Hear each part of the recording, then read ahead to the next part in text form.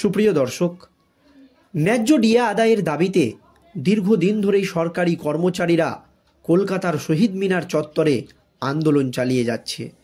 দিনের দিন আন্দোলনের ঝাঁজ বাড়াচ্ছে সরকারি কর্মচারীরা। তারপরও ডিএর মতো এত গুরুত্বপূর্ণ একটি মামলার শুনানি সুপ্রিম কোর্টে প্রায় 14 বার পিছিয়ে গিয়েছে। জানিয়ে দেশের বিচার ব্যবস্থা প্রশ্নের মুখে পড়েছে যে কেন ডিএর মতো গুরুত্বপূর্ণ একটা মামলার শুনানি বারবার সুপ্রিম কোর্টে পিছিয়ে যাবে। এই আবহে রাজ্য সরকারের তরফ থেকে পরিষ্কার জানিয়ে দেওয়া হয়েছে যে ডিএ তারা দিতে পারবে না। একসঙ্গে এতটা পরিমাণে রাজ্য সরকার যদি ডিএ দেয় তাহলে প্রায় 42,000 কোটি টাকার প্রয়োজন।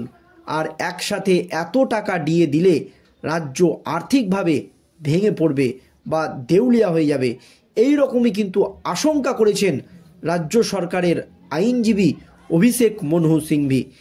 এরপরই সরকারি কর্মচারীদের সংগঠনের মূল মাথা মলয় মুখোপাধ্যায় রাজ্য সরকারকে হুঁশিয়ারি দিয়ে বলেছে, রাজ্য সরকারি কর্মচারীদের ন্যায্য অধিকার ডিএ না দিয়ে রাজ্য সরকার 52,000 কোটি টাকা খরচ করে লক্ষ্মীর ভাণ্ডার দিচ্ছে ভোট ব্যাংক ঠিক রাখার জন্য, অথচ তাদের ন্যায্য অধিকার ডিএ মিটিয়ে দেওয়া হচ্ছে না। এরপরই আন্দোলনের ঝাঁজ বাড়িয়েছে রাজ্য সরকারি কর্মচারীরা। দীর্ঘদিন কর্মবিরতি পালন করেছে, তারপরও ডিএর মতো একটি গুরুত্বপূর্ণ মামলার শুনানি সুপ্রিম কোর্টে বারবার পিছিয়ে যাচ্ছে। তারপরই একেবারে চরম পদক্ষেপ রাজ্য সরকারি কর্মচারীদের। এর আগেও রাজ্য সরকারি কর্মচারীরা ডিএ মামলার দ্রুত নিষ্পত্তি করার জন্য রাষ্ট্রপতি দ্রৌপদী মুর্মুর কাছেও চিঠি পাঠিয়েছে। শুধু তাই নয়, সুপ্রিম কোর্টের প্রাক্তন প্রধান বিচারপতি DY চন্দ্রচূড়ের কাছেও অনেকবার চিঠি পাঠিয়েছে রাজ্য সরকারি কর্মচারীরা, কিন্তু তারপরেও ডিএর মতো একটি গুরুত্বপূর্ণ মামলা নিয়ে কেউই কোনো পদক্ষেপ করেনি। তারপরই এবার একেবারে ডিএ মামলার 2 বছর পূর্তি হতেই চরম পদক্ষেপ সমস্ত রাজ্য সরকারি কর্মচারী সংগঠনের। কি পদক্ষেপ নিয়েছেন তারা দর্শক দেখুন। 2 বছরেরও বেশি সময় ধরে সুপ্রিম কোর্টে ঝুলে রয়েছে বাংলার সরকারি কর্মীদের মহার্ঘ ভাতা। মামলা এখনও ঝুলছে। মোট 14 বার ডিএ মামলার শুনানি পিছিয়েছে সুপ্রিম কোর্টে।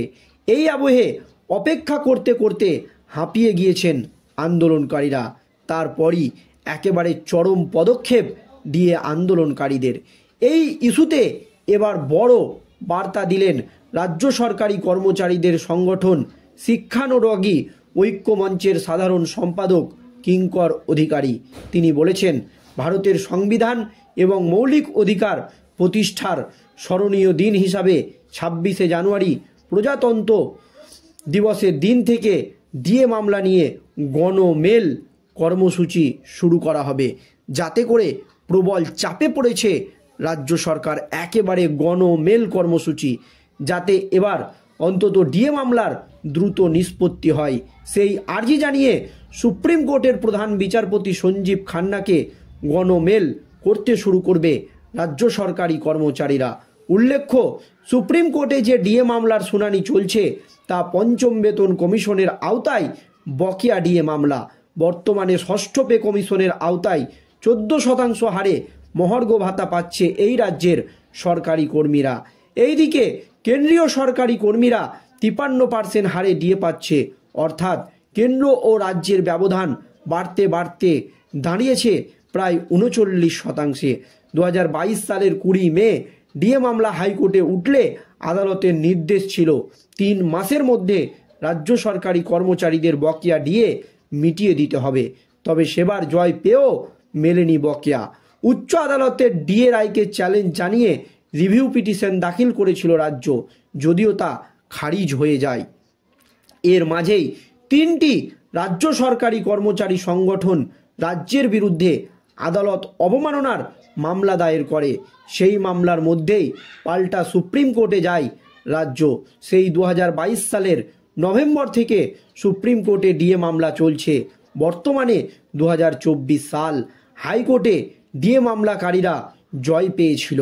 কিন্তু গত 2022 সালের 20 মে কোর্ট নির্দেশ দিয়েছিল যে 3 মাসের মধ্যে রাজ্য সরকারি কর্মচারীদের বকেয়া ডিএ মিটিয়ে দিতে হবে। এরপরই রাজ্য সরকার স্পেশাল লিভ পিটিশন দায়ের করে। সেই প্রেক্ষিতেই মামলা শুরু হয়। তারপর থেকে আরও একাধিকবার সুপ্রিম কোর্টে ডিএ মামলা উঠলেও বারবার শুনানি পিছিয়ে গিয়েছে। এই আবহে রাজ্যের বিরোধীরা রাজ্য সরকারকে আক্রমণ করেছে, প্রবল চাপ দিয়েছে।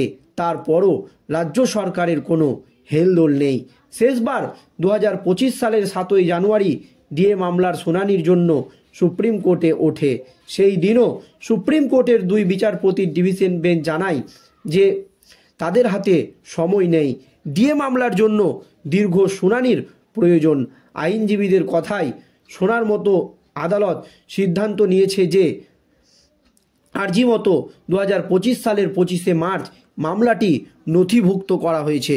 কিন্তু সেই দিনও যাতে এই গুরুত্বপূর্ণ মামলা সুপ্রিম কোর্টে পিছিয়ে না যায়, তার জন্য একেবারে বড়সড় পদক্ষেপ ডিএ আন্দোলনকারীদের। তাতে করে একেবারে প্রবল চাপে রাজ্য সরকার। যদিও এর আগে একাধিকবার সুপ্রিম কোর্টের প্রাক্তন প্রধান বিচারপতি DY চন্দ্রচূড়কে ডিএ মামলার দ্রুত নিষ্পত্তি করার জন্য চিঠি পাঠিয়েছেন, রাষ্ট্রপতিকে চিঠি পাঠিয়েছেন, কিন্তু সুপ্রিম কোর্টের প্রাক্তন প্রধান বিচারপতি DY চন্দ্রচূড় ডিএ মামলা নিয়ে কোনো হস্তক্ষেপ করেনি।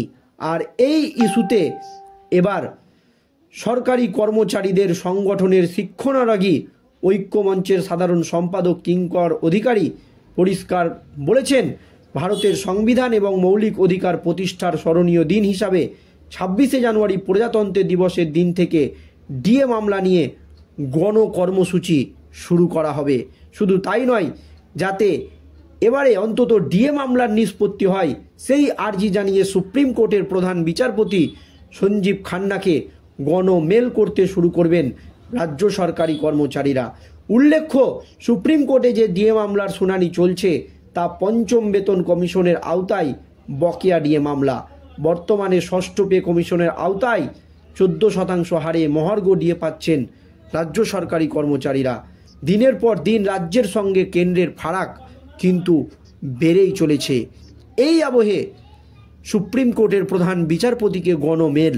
এখন সুপ্রিম কোর্টের প্রধান বিচারপতি সঞ্জীব খান্না এই ডিএ মামলা নিয়ে কি পদক্ষেপ নেয় সেই দিকেই আমাদের নজর থাকবে।